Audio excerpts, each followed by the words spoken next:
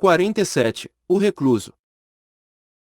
Marcela, Sabina, Virgília, aí estou eu a fundir todos os contrastes, como se esses nomes e pessoas não fossem mais do que modos de ser da minha feição interior. Pena de maus costumes, ata uma gravata ao estilo, veste-lhe um colete menos sórdido, e depois sim, depois vem comigo, entra nessa casa, estira-te nessa rede que me embalou a melhor parte dos anos que decorreram desde o inventário de meu pai até 1842. Vem, se te cheirar algum aroma de tocador, não cuides que eu mandei derramar para meu regalo, é um vestígio da N ou da Z ou da U, que todas essas letras maiúsculas embalaram aí a sua elegante abjeção. Mas, se além do aroma, quiseres outra coisa, fica-te com o desejo, porque eu não guardei retratos, nem cartas, nem memórias, a mesma comoção esvaiu-se, e só me ficaram as letras iniciais. Vivi meio recluso, indo de longe em longe a algum baile, ou teatro, ou palestra, mas a maior parte do tempo passei-a comigo mesmo. Vivia, deixava-me ir ao curso e recurso dos sucessos e dos dias, ora buliçoso, ora apático, entre a ambição e o desânimo. Escrevia política e fazia literatura. Mandava artigos e versos para as folhas públicas, e cheguei a alcançar certa reputação de poemista e de poeta. Quando me lembrava do Lobo Neves, que era já deputado, e de Virgília, futura marquesa, perguntava a mim mesmo por que não seria melhor deputado e melhor marquês do que o Lobo Neves, eu, que valia mais, muito mais do que ele, e dizia isto a olhar para a ponta do nariz. 48. Um primo de Virgília. Sabe quem chegou ontem de São Paulo? Perguntou-me uma noite Luiz Dutra. Luiz Dutra era um primo de Virgília, que também privava com as musas. Os versos dele agradavam e valiam mais do que os meus, mas ele tinha necessidade da sanção de alguns, que lhe confirmasse o aplauso dos outros. Como fosse acanhado, não interrogava a ninguém, mas deleitava-se com ouvir alguma palavra de apreço, então criava novas forças e arremetia juvenilmente ao trabalho. Pobre Luiz Dutra! Apenas publicava alguma coisa, corria à minha casa, e entrava a girar em volta de mim, à espreita de um juízo, de uma palavra, de um gesto, que lhe aprovasse a recente produção, e eu falava-lhe de 1000 coisas diferentes, do último baile do catete, da discussão das câmaras, de berlindas e cavalos, de tudo, menos dos seus versos ou prosas. Ele respondia-me, a princípio com animação, depois mais frouxo, torcia a rédea da conversa para o seu assunto dele, abria um livro, pergunta. Via-me se tinha algum trabalho novo, e eu dizia-lhe que sim ou que não, mas torcia a rédea para o outro lado, e lá ia ele atrás de mim, até que empacava de todo e saía triste. Minha intenção era fazê-lo duvidar de si mesmo, desanimá-lo, eliminá-lo. E tudo isto a olhar para a ponta do nariz. 49. A ponta do nariz. Nariz, consciência sem remorsos, tu me valeste muito na vida. Já meditaste alguma vez no destino do nariz, amado leitor? A explicação do Dr. Pangloss é que o nariz foi criado para o uso dos óculos, e tal explicação confesso que até certo tempo me pareceu definitiva, mas veio um dia, em que, estando a ruminar esse e outros pontos obscuros de filosofia, atinei com a única, verdadeira e definitiva explicação. Com efeito, bastou-me atentar no costume do faquir. Sabe o leitor que o faquir gasta longas horas a olhar para a ponta do nariz, com o fim único de ver a luz celeste. Quando ele finca os olhos na ponta do nariz, perde o sentimento das coisas externas, embeleza-se no invisível, aprende o impalpável, desvincula-se da terra, dissolve-se, eteriza-se. Essa sublimação do ser pela ponta do nariz é o fenômeno mais excelso do espírito, e a faculdade de obter não pertence ao faquir somente, é universal. Cada homem tem necessidade e poder de contemplar o seu próprio nariz, para o fim de ver a luz celeste, e tal contemplação, cujo efeito é a subordinação do universo a um nariz somente, constitui o equilíbrio das sociedades. Se os narizes se contemplassem exclusivamente uns aos outros, o gênero humano não chegaria a durar 2 séculos, extinguia-se com as primeiras tribos. Ouço daqui uma objeção do leitor. Como pode ser assim, diz ele, se nunca jamais ninguém não viu estarem os homens a contemplar o seu próprio nariz? Memórias póstumas de Brás Cubas. 141. Leitor obtuso, Isso prova que nunca entraste no cérebro de um chapeleiro. Um chapeleiro passa por uma loja de chapéus, é a loja de um rival, que a abriu há 2 anos, tinha então 2 portas, hoje tem 4, promete ter 6 a 8. Nas vidraças ostentam-se os chapéus do rival, pelas portas entram os fregueses do rival, o chapeleiro compara aquela loja com a sua, que é a mais antiga e tem só 2 portas, e aqueles chapéus com os seus, menos buscados, ainda que de igual preço.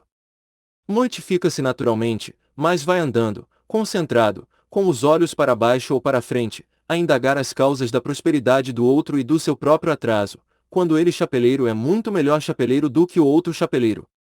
Nesse instante é que os olhos se fixam na ponta do nariz. A conclusão, portanto, é que há 2 forças capitais, o amor, que multiplica a espécie, e o nariz, que a subordina ao indivíduo. Procriação, equilíbrio. 50. Virgília casada. Quem chegou de São Paulo foi minha prima Virgília, casada com o Lobo Neves, continuou Luiz Dutra.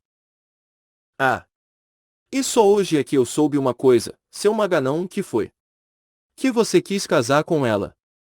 Ideias de meu pai. Quem lhe disse isso? Ela mesma.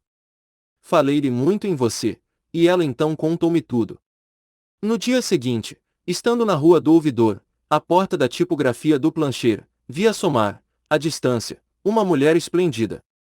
Era ela, só a reconheci a poucos passos, tão outra estava, a tal ponto a natureza e a arte lhe haviam dado o último apuro. Cortejamo-nos, ela seguiu, entrou com o marido na carruagem, que os esperava um pouco acima, fiquei atônito.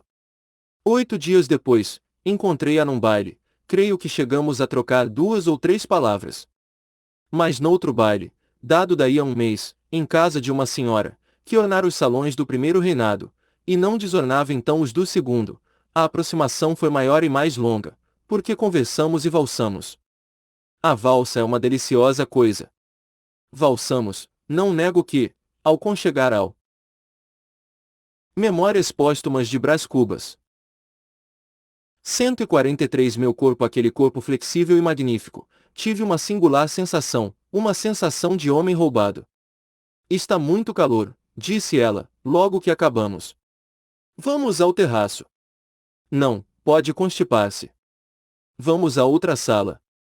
Na outra sala estava Lobo Neves, que me fez muitos cumprimentos, acerca dos meus escritos políticos, acrescentando que nada dizia dos literários por não entender deles, mas os políticos eram excelentes, bem pensados e bem escritos. Respondi-lhe com iguais esmeros de cortesia, e separamo-nos contentes um do outro. Cerca de 3 semanas depois recebi um convite dele para uma reunião íntima. Fui. Virgília recebeu-me com esta graciosa palavra: o senhor hoje há de valsar comigo. Em verdade, eu tinha fama e era valsista emérito, não admira que ela me preferisse.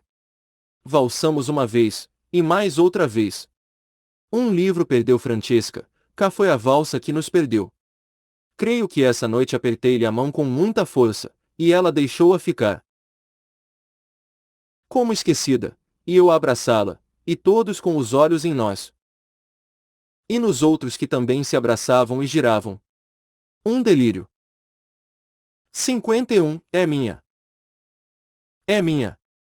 Disse eu comigo, logo que a passei ao outro cavalheiro, e confesso que durante o resto da noite, foi-se-me a ideia entranhando no espírito, não a força de martelo, mas de verruma, que é mais insinuativa. É minha. Dizia eu ao chegar à porta de casa. Mas aí, como se o destino ou o acaso, ou o que quer que fosse, se lembrasse de dar algum pasto aos meus arroubos possessórios, luziu-me no chão uma coisa redonda e amarela. Abaixei-me, era uma moeda de ouro, uma meia dobra. É minha. Repetiu a rir-me, e meti-a no bolso. Nessa noite não pensei mais na moeda, mas no dia seguinte, recordando o caso, senti os repelões da consciência, e uma voz que me perguntava por que diabo seria minha uma moeda que eu não herdara nem ganhará, mas somente achará na rua. Evidentemente não era minha, era de outro, daquele que a perdera, rico ou pobre, e talvez fosse pobre, algum operário que não teria com que dar de comer à mulher e aos filhos, mas se fosse rico, o meu dever ficava o mesmo. Cumpria restituir a moeda. E o melhor meio, O único meio era fazê-lo por intermédio de um anúncio ou da polícia. Enviei uma carta ao chefe de polícia, remetendo-lhe o achado, e rogando-lhe que, pelos meios a seu alcance, fizesse devolvê-lo às mãos do verdadeiro dono. Mandei a carta e almocei tranquilo, posso até dizer que jubiloso. Minha consciência valsara tanto na véspera, que chegou a Memórias Póstumas de Brás Cubas. 145 Ficar sufocada, sem respiração, mas a restituição da meia dobra foi uma janela que se abriu para o outro lado da moral, entrou uma onda de ar puro, e a pobre dama respirou a larga. Ventilai as consciências. Não vos digo mais nada. Todavia, despido de quaisquer outras circunstâncias, o meu ato era bonito, porque exprimia um justo escrúpulo, um sentimento de alma delicada. Era o que me dizia a minha dama interior, com um modo austero e meigo a um tempo, é o que ela me dizia, reclinada ao peitoril da janela aberta. Fizeste bem, Cubas, andaste perfeitamente. Este ar não é só puro, é balsâmico, é uma transpiração dos eternos jardins. Queres ver o que fizeste, Cubas? E a boa dama sacou um espelho e abriu-mo diante dos olhos. Vi, claramente vista, a meia dobra da véspera, redonda, brilhante, multiplicando-se por si mesma, ser 10, depois 30, depois 500, exprimindo assim o benefício que me daria na vida e na morte o simples ato da restituição.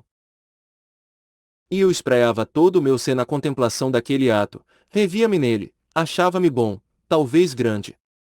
Uma simples moeda, hein? Vejam o que é ter valsado um poucochinho mais. Assim eu, Brás Cubas, descobri uma lei sublime, a lei da equivalência das janelas, e estabeleci que o modo de compensar uma janela fechada é abrir outra, a fim de que a moral possa arejar continuamente a consciência. Talvez não entendas o que aí fica, talvez queiras uma coisa mais concreta, um embrulho, por exemplo, um embrulho misterioso. Pois toma lá o embrulho misterioso. 52. O embrulho misterioso. Foi o caso que, alguns dias depois, indo eu a Botafogo, tropecei num embrulho, que estava na praia. Não digo bem, houve menos tropeção que pontapé. Vendo um embrulho, pão grande, mais limpo e corretamente feito, atado com um barbante rijo, uma coisa que parecia alguma coisa, lembrou-me bater-lhe com o pé, assim por experiência, e bati, e o embrulho resistiu. Relancei os olhos em volta de mim, a praia estava deserta, ao longe os meninos brincavam, um pescador curava as redes ainda mais longe, ninguém que pudesse ver a minha ação, inclinei-me, apanhei o embrulho e segui. Segui, mas não sem receio. Podia ser uma pulha de rapazes. Tive ideia de devolver o achado à praia, mas apalpei-o e rejeitei a ideia. Um pouco adiante, desandei o caminho e guiei para casa. Vejamos, disse eu ao entrar no gabinete. E hesitei um instante, creio que por vergonha, assaltou-me outra vez o receio da pulha. É certo que não havia ali nenhuma testemunha externa, mas eu tinha dentro de mim mesmo um garoto, que havia de assobiar, guinchar, grunhir, patear, apupar, cacarejar, fazer o diabo, se me visse abrir o embrulho e achar dentro uma dúzia de lenços velhos ou 2 dúzias de goiabas podres. Era tarde, a curiosidade estava aguçada, como deve estar a do leitor, desfiz o embrulho, e vi-o a cheio, contei e recontei. Memórias Póstumas de Brás Cubas. 147 Nada menos de 5 contos de réis. Nada menos. Talvez uns 10.000 réis mais. 5 contos em boas notas e moedas, tudo asseadinho e arranjadinho, um achado raro. Embrulhei-as de novo. Ao jantar pareceu-me que um dos moleques falará a outro com os olhos. Ter-me-iam espreitado. Interroguei-os discretamente, e concluí que não. Sobre o jantar fui outra vez ao gabinete, examinei o dinheiro, e ri-me dos meus cuidados maternais a respeito de 5 contos, eu, que era abastado. Para não pensar mais naquilo fui de noite à casa do Lobo Neves, que instara muito comigo não deixasse de frequentar as recepções da mulher. Lá encontrei o chefe de polícia, fui-lhe apresentado, ele lembrou-se logo da carta e da meia dobra que eu lhe remetera alguns dias antes. Aventou o caso, Virgília pareceu saborear o meu procedimento, e cada um dos presentes acertou de contar uma anedota análoga, que eu ouvi com impaciência de mulher histérica. De noite, no dia seguinte, em toda aquela semana pensei-o menos que pude nos 5 contos, e até confesso que os deixei muito quietinhos na gaveta da secretária.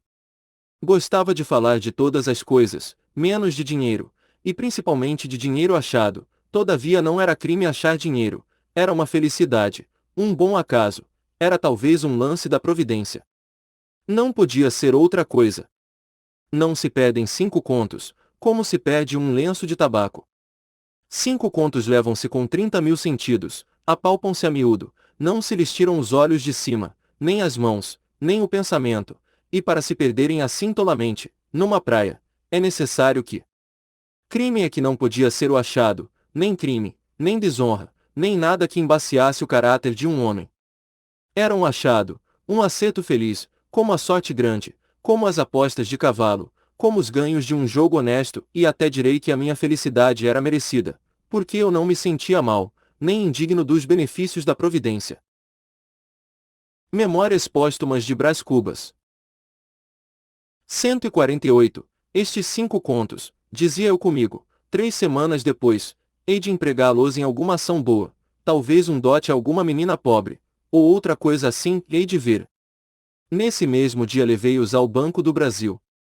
Lá me receberam com muitas e delicadas alusões ao caso da meia-dobra, cuja notícia andava já espalhada entre as pessoas do meu conhecimento. Respondi enfadado que a coisa não valia a pena de tamanho estrondo. Louvaram-me então a modéstia. E por que eu me encolerizasse, replicaram-me que era simplesmente grande. 53. Virgília é que já se não lembrava da meia-dobra, toda ela estava concentrada em mim, nos meus olhos, na minha vida, no meu pensamento, era o que dizia, e era verdade. Há umas plantas que nascem e crescem depressa, outras são tardias e peças. O nosso amor era daquelas, brotou com tal ímpeto e tanta seiva, que, dentro em pouco, era a mais vasta, folhuda e exuberante criatura dos bosques. Não lhes poderei dizer, ao certo, os dias que durou esse crescimento. Lembra-me, sim, que, em certa noite, abotoou-se a flor, ou o beijo, se assim me quiserem chamar, um beijo que ela me deu, trêmula, coitadinha, trêmula de medo, porque era ao portão da chácara. Uniu-nos esse beijo único, breve como a ocasião, ardente como o amor, prólogo de uma vida de delícias, de terrores, de remorsos, de prazeres que rematavam em dor, de aflições que desabrochavam em alegria, uma hipocrisia paciente e sistemática, único freio de uma paixão sem freio.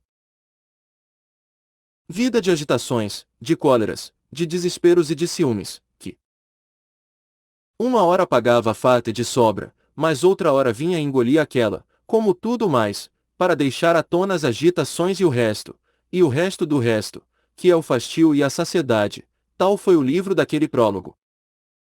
54. A Pêndula. Essa aí dali a saborear o beijo. Não pude dormir, estirei-me na cama, é certo, mas foi o mesmo que nada. Ouvi as horas todas da noite. Usualmente, quando eu perdia o sono, o bater da pêndula fazia-me muito mal, esse tic-tac soturno, vagaroso e seco parecia dizer a cada golpe que eu ia ter um instante menos de vida. Imaginava então um velho diabo, sentado entre 2 sacos, o da vida e o da morte, a tirar as moedas da vida para dá-las à morte, e a contá-las assim, outra de menos, outra de menos, outra de menos, outra de menos. O mais singular é que, se o relógio parava, eu dava-lhe corda, para que ele não deixasse de bater nunca, e eu pudesse contar todos os meus instantes perdidos. Invenções há, que se transformam ou acabam, as mesmas instituições morrem, o relógio é definitivo e perpétuo. O derradeiro homem, ao despedir-se do sol frio e gasto, há de ter um relógio na algibeira, para saber a hora exata em que morre. Naquela noite não padeci essa triste sensação de enfado. Mas outra, e deleitosa. As fantasias tumultuavam-me cá dentro, vinham umas sobre outras, à semelhança de devotas que se abauroam para ver o anjo cantor das procissões. Não ouvia os instantes perdidos, mas os minutos ganhados. De certo tempo. Memórias póstumas de Brás Cubas. 151 em diante não ouvi coisa nenhuma, porque o meu pensamento, ardiloso e traquinas, saltou pela janela fora e bateu as asas na direção da casa de Virgília. Aí achou no peitoril de uma janela o pensamento de Virgília, saudaram-se e ficaram de palestra. Nós arrolamos na cama, talvez com frio, necessitados de repouso, e os dois vadios ali postos, a repetirem o velho diálogo de Adão e Eva. 55. O velho diálogo de Adão e Eva. Brás Cubas. Virgília. Brás Cubas. Virgília. Brás Cubas. Virgília. Brás Cubas. Virgília. Brás Cubas. Virgília. Brás Cubas. Virgília. 56. O momento oportuno. Mas, com a breca. Quem me explicará a razão desta diferença? Um dia vimo-nos, tratamos o casamento, desfizemo-lo e separamo-nos, a frio, sem dor, porque não houvera paixão nenhuma, mordeu-me apenas algum despeito e nada mais. Correm anos, torno a vê-la, damos 3 ou 4 giros de valsa, e eis-nos amar um ao outro com delírio.